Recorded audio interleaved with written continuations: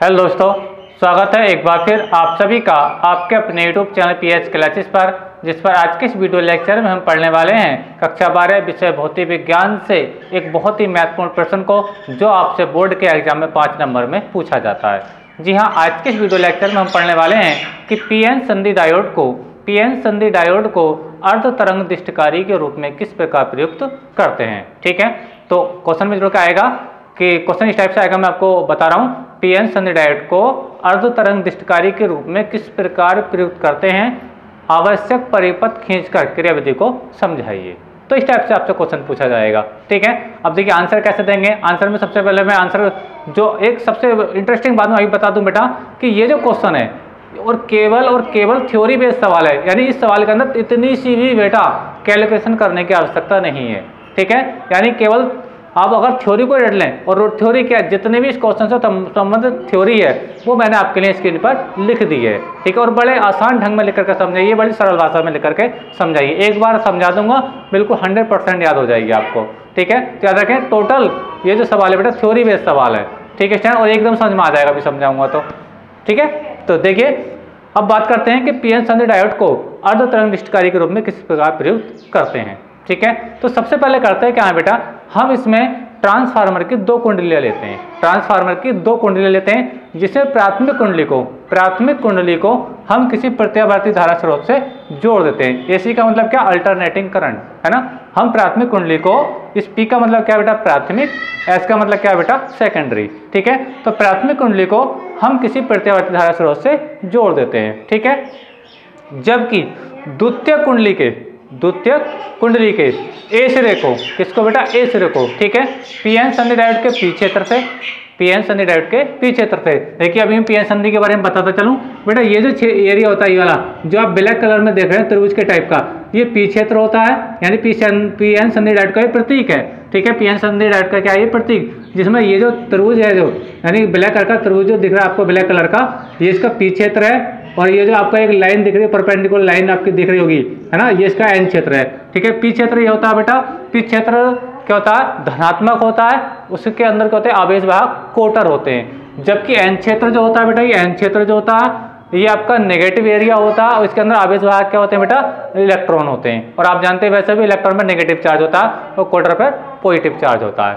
चूंकि कोटर जो होता है वैद्युत क्षेत्र की दिशा में चलता है और इलेक्ट्रॉन वैद्युत क्षेत्र के विपरीत चलता है। ये बात तो शायद आप लोगों को पता भी होंगी डिस्टेंस। ठीक है, तो हमें अब ये सिद्ध करना है बेटा, मैं बता रहा था कि द्वितीय कुंडली के ए सिरे को पीएन संधि डायोड के पी क्षेत्र से जोड़ते हैं, जबकि बी सिरे को, क्योंकि कुंडली ये है पूरी, ठीक है, बी सिरे को हम लोड प्रतिरोध RL, एल सापेक्ष बनाया, बी सिरे को लोड प्रतिरोध RL द्वारा पीएन संधि डायोड के एन क्षेत्र से जोड़ देते हैं। देखिए थ्योरी को पढ़ते हैं। थ्योरी क्या थी, देखिए बेटा, आप सबसे पहले हेडिंग लगाएंगे पीएन संधि डायोड अर्ध तरंग दृष्टिकारी के रूप में।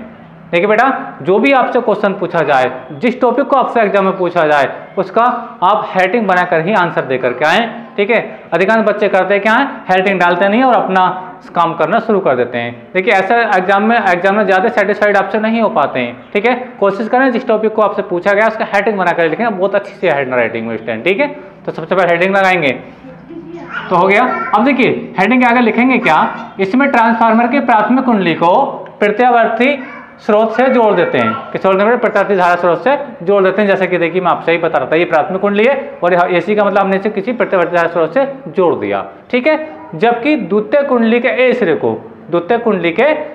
को, ये प्राथमिक कुंडली, ये द्वितीय कुंडली, ठीक है, एस का मतलब सेकेंडरी कॉइल है ना, द्वितीय कुंडली के ए सिरे को पीएन संधि डायोड के पी क्षेत्र से, जबकि बी सिरे को लोड प्रतिरोध RL द्वारा पीएन संधि डायोड के एन क्षेत्र से जोड़ देते हैं। यानी ए सिरा आपका पी क्षेत्र जुड़ा है, जबकि बी सिरा आपका एन क्षेत्र से जुड़ा है। ठीक है स्टैंड, यह इसकी व्यवस्था थी। तो देखिए मैंने यही लिखा है, जबकि द्वितीय कुंडली के ए सिरे को पीएन संधि डायोड के पी क्षेत्र से तथा बी सिरे को लोड प्रतिरोध RL द्वारा एन क्षेत्र से जोड़ देते हैं। ठीक है, ये तो इसकी परिपथ की रचना हो गई। ठीक है, अब ये कैसे कार्य करेगा उसके लिए पढ़ते हैं। अब देखिए सबसे पहले आपको ये पढ़ना होगा बेटा, प्रत्यावर्ती धारा के बारे में आपको थोड़ी जानकारी मैं देता चलूं, क्योंकि उसी का यूज मैं इसके अंदर करने वाला हूँ। तो देखिए प्रत्यावर्ती धारा का जो ग्राफ होता है बेटा वो इस टाइप से चलता है। प्रत्यावर्ती वोल्टेज हो या प्रत्यावर्ती धारा हो, उसका जो ग्राफ होता है बेटा वो इस टाइप से होता है। यानी कि प्रथम आधे चक्कर में क्या होती है, पॉजिटिव होती है, और दूसरे आधे चक्कर में क्या होती है बेटा, ये नेगेटिव होती है। ठीक है, अब हमें ये सिद्ध करना है कि ये जो आप लोड प्रतिरोध RL देख रहे हैं, ठीक है, तो प्रत्यावर्ती धारा के दोनों आधे चक्करों में, आधा चक्कर ये और आधा चक्कर बेटा ये, ठीक है, 2 चक्कर हो गए। यानी एक बार फिर से बता दूं, ये यहाँ से यहाँ तक आधा चक्कर है और यहाँ से यहाँ तक ये आधा चक्कर है, तो कुल मिलाकर के यहाँ से यहाँ तक ये प्रत्यावर्ती धारा का पूरा एक चक्कर हो गया। ठीक है, अब हमें ये देखना है कि ये जो लोड प्रतिरोध RL लगा है इसमें पीएन संधि डायोड के माध्यम से, ठीक है, तो इस पीएन संधि डायोड के माध्यम से ये जो लोड प्रतिरोध RL है इसमें धारा प्रवाहित होती है या नहीं होती है, हमें ये देखना है। अगर देखिए, अगर इस वाले आधे चक्कर में भी इसके अंदर धारा बही और इस वाले आधे चक्कर में भी इसके अंदर धारा बही, तो पीएन संधि डायोड कार्य करेगा पूर्ण तरंग निष्क्रिय के रूप में। लेकिन हमें जो आज पढ़ना है, हमें वो ये पढ़ना है कि ये जो जो प्रतिरोध देख रहे हैं RL, ठीक है, केवल प्रत्यावर्ती धारा के आधे चक्कर में, प्रत्यावर्ती धारा के आधे चक्कर में इसमें धारा प्रवाहित होगी, जबकि दूसरे आधे चक्कर में धारा प्रवाहित नहीं होगी। ठीक है, ये आज हमें सिद्ध करना है। अब ये कैसे कार्य होगा ये जानते हैं हम इस की क्रियाविधि के आधार पर। ठीक है, चलिए मैं समझाता हूँ क्रियाविधि को। तो देखिए क्रियाविधि क्या है, क्रियाविधि को समझें। देखिए मैं इसकी थ्योरी को बाद में समझाऊंगा, आप इसका स्क्रीनशॉट ले लीजिए, लेकिन पहले मैं अपनी ओवरऑल बात समझा दूं कि रियल में होता क्या है इसके अंदर। देखिए बेटा, प्रत्यावर्ती धारा के प्रथम आधे चक्कर में, प्रथम आधे चक्कर की बेटा बात मैं कर रहा हूँ, यहाँ से यहाँ तक जो देख रहे हैं ये आधा चक्कर, ठीक है, प्रत्यावर्ती धारा के आधे चक्कर में। ठीक है, आधे चक्कर में जब बिंदु ए, ठीक है, प्रत्यावर्ती धारा के प्रथम आधे चक्कर में जब बिंदु ए इस बी के सापेक्ष क्या होता है बेटा, धन विभव पर होता है। किस पर होता है, ये धन विभव पर होता है। ठीक है, बात समझे अभी, यहीं से बस सब कुछ यहीं पर समझना है। यहाँ पे एक बार जरा ध्यान से समझ लो, फिर इसकी थ्योरी को तो बिल्कुल आप रट के फेंक दो, कुछ भी नहीं इसके अंदर। ठीक है, क्रियाविधि में यहाँ पे थोड़ी स्टार्टिंग में समझ लो। देखिए मैं क्या कह रहा हूँ, क्रियाविधि में प्रत्यावर्ती धारा के प्रथम आधे चक्कर में जब बिंदु ए इस बिंदु बी के सापेक्ष धन विभव पर होता है। धन विभव का मतलब है कि बिंदु ए जो है, यानी कुंडलिका, द्वितीय कुंडलिका ए जो सिरा है, किसी बैटरी के पॉजिटिव वाले सिरे से जुड़ा है। किस जुड़ा बेटा, पॉजिटिव सिरे से। जैसे कि आप बैटरी जानते हैं, ये नेगेटिव पॉजिटिव इस टाइप से, ये है ना, तो ये अगर पॉजिटिव सिरे से जुड़ा है, इसकी बात मैं कर रहा हूँ, यानी बिंदु ए जो है बिंदु बी के सापेक्ष, ठीक है, धन विभव पर है। ठीक है, और बिंदु बी जब ये धन विभव पर है तो बिंदु बी किस पर होगा, ऋण विभव पर होगा। किस पे होगा बेटा, ऋण विभव पर, यानी जस्ट इसके अपोजिट कार्य करेगा। यानी बिंदु ए धन विभव पर है तो बिंदु किस पर होगा बेटा, वो ऋण विभव पर होगा। अब यहाँ से समझें, देखिए बिंदु ए को लिया मैंने धन विभव पर, बिंदु बी को लिया मैंने ऋण विभव पर। ठीक है, ऋण विभव का मतलब यानी इसका जो बी जो सिरा है ये बैटरी के किससे जुड़ा है, नेगेटिव सिरे से जुड़ा हुआ है। इसका मतलब ये होता है। ठीक है, इस टाइम चलिए अब देखिए, अब ये जो बिंदु ए है बैटरी के धन सिरे से जुड़ा है, यानी प्लस वाला सिरे से जुड़ा है ये। ठीक है, और ये जो पीएन संधि डायोड का ये जो पी क्षेत्र होता है ब्लैक वाला, ये भी पॉजिटिव एरिया होता है, ये भी पॉजिटिव एरिया होता है। और वो किस लिए होता है, क्योंकि बेटा इसके अंदर क्या होते हैं, धनात्मक कोटर होते हैं। यानी पीएन संधि डायोड का ये ब्लैक कलर का त्रिभुज जो दिख रहा है ये पॉजिटिव एरिया होता है, जबकि ये जो आप ये लाइन देख रहे हैं, ये वाली लाइन, ठीक है, ये कौन सा एरिया होता है, नेगेटिव एरिया होता है। यानी इसके अंदर क्या होते हैं, इलेक्ट्रॉन होते हैं। ठीक है, तो आप ध्यान समझे, देखो इस कुंडली का दूसरी कुंडली का ए सिरा किससे जुड़ा है, पी सिरे से जुड़ा है, यानी पी सिरे से जुड़ा है और पी क्या पॉजिटिव है, यानी पॉजिटिव वाला सिरा पॉजिटिव से जुड़ गया। और मान लीजिए ये नेगेटिव है और नेगेटिव वाला कैसे जुड़ गया बेटा, नेगेटिव से जुड़ गया। तो ये जो पीएन संधि डायोड है एक क्या होता है, अग्र अभिनत के रूप में कार्य करता है। कैसे कार्य करता है बेटा, अग्र अभिनत के रूप में। देखिए समझा रहा हूँ एक बार फिर समझें, यानी बैटरी का कुंडली का द्वितीय कुंडली का जो ए सिरा है, ठीक है, वो धन विभव पर है। और ये जब धन विभव पर है बेटा, तो धन विभव वाला कैसे जुड़ा हुआ है, धन से जुड़ा हुआ है, यानी ये भी प्लस और ये भी प्लस। ठीक है, तो दोनों प्लस हो गए, यानी प्लस प्लस से जुड़ गया। और ये क्या बेटा, बी सिरा नेगेटिव विभव पर है। ठीक है, तो नेगेटिव वाला किससे जुड़ गया, नेगेटिव से जुड़ गया, यानी पॉजिटिव पॉजिटिव से जुड़ गया और नेगेटिव नेगेटिव से जुड़ गया। तो इस प्रकार बनी जो संधि होती है ये अग्र अभिनत होती है। कैसी होती है बेटा, ये अग्र अभिनत होती है। और जब पीएन संधि ये अग्र अभिनत होती है, ठीक है, तो लोड प्रतिरोध में धारा सी से डी की ओर प्रवाहित होता है। अर्थात धारा की जो डायरेक्शन होगी इसके अंदर, धारा की डायरेक्शन वो ये होगी बेटा, क्या होगी, ये, यानी धारा जो बहेगी आई इसके अंदर सी से डी की ओर बहेगी, सी से डी की ओर बहेगी। कौन किसमें, प्रत्यावर्ती धारा के प्रथम आधे चक्कर में, प्रत्यावर्ती धारा के प्रथम आधे चक्कर में। एक बार फिर समझा रहा हूं, देखिए प्रत्यावर्ती धारा के प्रथम आधे चक्कर में जब बिंदु ए बिंदु बी के सापेक्ष धन विभव पर होता है तो बिंदु बी क्या होता है बेटा, ऋण विभव पर होता है। इस स्थिति में पीएन संधि डायोड कैसा होता है बेटा, अग्रविनत होता है। अग्रविनत का समझने के लिए ये बात है बेटा कि इसका ये जो बिंदु ए पॉजिटिव यानी प्लस वाले सिरे से जुड़ा है और ये प्लस प्लस से जाके जुड़ गया, माइनस माइनस से जाके जुड़ गया, तो इस प्रकार अपनी संधि कैसी होती है बेटा, अग्रविनत होती है। और जब पीएन संधि डायोड बेटा अग्रविनत होता है तो उसके अंदर वो चालित होता है, अर्थात वो कार्य करता है, जिसके माध्यम से इस लोड प्रतिरोध में धारा सी से डी की ओर प्रवाहित होती है। तो देखिए अब मैं समझाता हूँ इसकी थ्योरी को।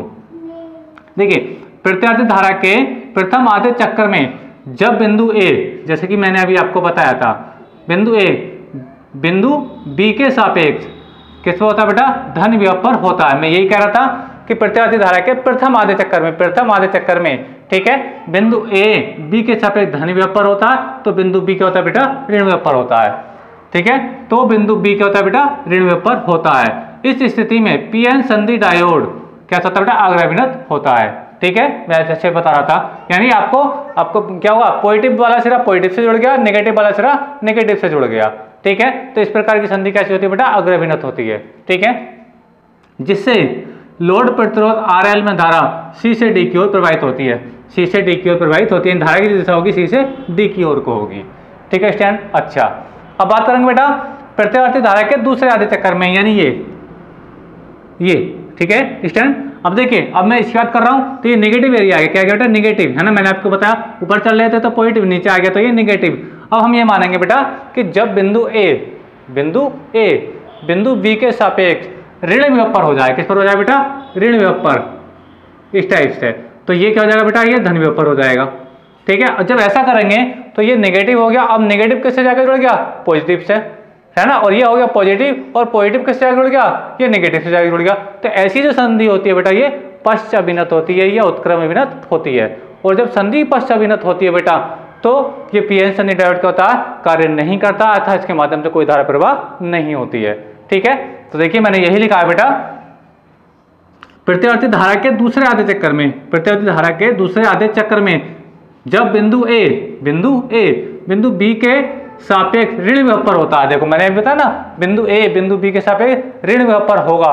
ठीक है स्टैंड, यानी ये नेगेटिव इससे जुड़ेगा। ठीक है, पर होता है तो बिंदु बी धन विभव पर होता है, जैसे कि मैंने आपको बताया। ठीक है, इससे पहले क्या था, ये प्लस पता ये माइनस पता, लेकिन अब की बार क्या, दूसरे आधे चक्कर में ये नेगेटिव और ये पॉजिटिव है। अब ये नेगेटिव, अब नेगेटिव किससे जुड़ा हुआ, पॉजिटिव से, और ये पॉजिटिव किससे जुड़ा हुआ, नेगेटिव से। संधि तो वैसे भी उल्टी हो गई, यानी इसके अंदर कोई धारा बहेगी नहीं। तो देखिए मैं बता रहा हूँ आपको, प्रत्यावर्ती धारा के दूसरे आधे चक्कर में जब बिंदु ए बिंदु बी के सापेक्ष ऋण विभव पर होता है तो बिंदु बी धन विभव पर होता है। जैसे कि देखिए मैंने आपको ये बताया, अगर ये नेगेटिव होगा तो ये पॉजिटिव होगा। ठीक है, तो इस स्थिति में पीएन संधि पश्चाभिनत होती है। यानी पीएन संधि कैसी होती है बेटा, ये पश्चाभिनत का मतलब होता है उत्क्रमविनत होती है बेटा, ये कार्य नहीं करता है, इसके अंदर से कोई भी धारा प्रवाह नहीं होती है स्टैंड। ठीक है, पश्चाभिनत होता है जिससे लोड प्रतिरोध आरएल में कोई धारा नहीं बहती है। यानी ये जो प्रत्यावर्ती धारा का दूसरा आधा चक्कर है, ठीक है, इस वाले चक्कर में इसमें कोई धारा नहीं बहती है। यानी ऊपर वाले आधे चक्कर में धारा बहेगी, लेकिन दूसरे वाले आधे चक्कर में धारा नहीं बहेगी। अच्छा, मैं ऐसे इसके चक्कर लगाता जाऊँ इस टाइप से, है ना, तो यानी ऊपर वाले चक्करों में तो धारा बहेगी, लेकिन नीचे जो इसके ग्राफ आएंगे उसमें धारा नहीं बहेगी। ठीक है, तो जिससे होगा क्या, दूसरे आधे चक्कर के जो मान है वो क्या हो जाएंगे बेटा, कट जाएंगे। यानी इसके अंदर प्रथम आधे चक्करों में तो धारा आएगी, इनमें धारा आएगी, लेकिन इसके जो नीचे को चक्कर आएंगे, ये नीचे वाला, इसके नीचे को अभी मैं इस टाइप से और लेकर के आऊँ बेटा, तो इन चक्करों में धारा इसके अंदर नहीं बहेगी। तो इसका मीनिंग ये होता है बेटा कि पीएन संधि डायोड में आधे चक्करों में धारा बह रही है, आधे चक्करों में धारा नहीं बह रही। अतः पीएन संधि डायोड कैसा होता है बेटा, अर्ध तरंग दैर्घ्य के रूप में कार्य करता है। देखिए समझा रहा हूँ, समझे। देखिए, जिससे लोड प्रतिरोध जिससे कहाँ गया, ये जिससे प्रत्यावर्ती धारा के दूसरे आधे चक्कर में मान कट जाते हैं। देखिए बात समझा रहा हूँ, कहाँ तक हो गया था आपकी हिंदी। उत्क्रमविनत होता है जिससे लोड प्रतिरोध आरएल में कोई धारा नहीं बहती है। ठीक है, जिससे प्रत्यावर्ती धारा के दूसरे आधे चक्कर के मान क्या होते हैं बेटा, कट जाते हैं। जैसे कि मैंने आपको बताया, जब ये उत्क्रमविनत हो जाएगा दूसरे आधे चक्कर में तो इसके अंदर कोई धारा नहीं बहेगी स्टैंड। ठीक है, अब लास्ट में क्या लिखेंगे, अतः पीएन संधि डायोड अर्ध तरंग दैर्घ्य के रूप में कार्य करता है। अतः पीएन संधि डायोड अर्ध तरंग दैर्घ्य के रूप में कार्य करता है स्टैंड। ठीक है, तो ये जो घटना है ग्राफ की, ये तो है बेटा दृष्टिकरण से पहले, यहाँ लिखेंगे दृष्टिकरण से पहले, ठीक है। अच्छा, अब दृष्टिकरण के बाद क्या हो जाएगा, हमें वो भी तो दर्शाना है कि आवर्धक निष्क्रिय कैसे कार्य करेगा ये। तो ये जो मैं ग्राफ बना रहा हूं बेटा, ये है दृष्टिकरण के बाद। याद रखना, दोनों ये डायग्राम भी आवश्यक हैं, ये दोनों डायग्राम ही मेन डायग्राम कहलाएंगे। वो तो उसकी संरचना हो गई, लेकिन दृष्टिकरण यहाँ पे हम दिखा रहे हैं, ठीक है। तो देखिए, ध्यान समझे, मैंने क्या कहा, आधे चक्कर में धारा बहेगी, तो पहले मैं उसको बना रहा हूं, ये धारा बही, ठीक है। अब देखिए, ये जो इसका आधा चक्कर आ रहा है, यहाँ पर धारा नहीं बहेगी, यानी इसका इतना ग्राफ के हम छोड़ देंगे। देखिए अब ना, जितना कल्पना कर लें, जितना ये एरिया यहाँ से यहाँ तक है, सेम इतनी डिस्टेंस यहाँ पे ले, है ना। इसके दूसरे आधे चक्कर के जो माने वो कटेंगे, और ये मान लीजिए फिर इसके अगले चक्कर के मार आएंगे, ठीक है स्टैंड। अच्छा, फिर आगे देखना चाहे तो आगे देख सकते हैं, फिर इतनी जगह छोड़ दीजिए, लगभग स्पेस को देखते रहे, है ना। इसको छोड़ दीजिए, मैं थोड़ा आगे बढ़ा देता हूँ इसको, और टाइम के अकॉर्डिंग बढ़ता रहेगा। मान लीजिए समय इधर ये टी है ना, तो आप फिर से इतनी जगह छोड़िए, मान लीजिए यहाँ से छोड़ दिया, अब इसको फिर से इस टाइप से घुमा दीजिए, ये स्टैंड, ठीक है।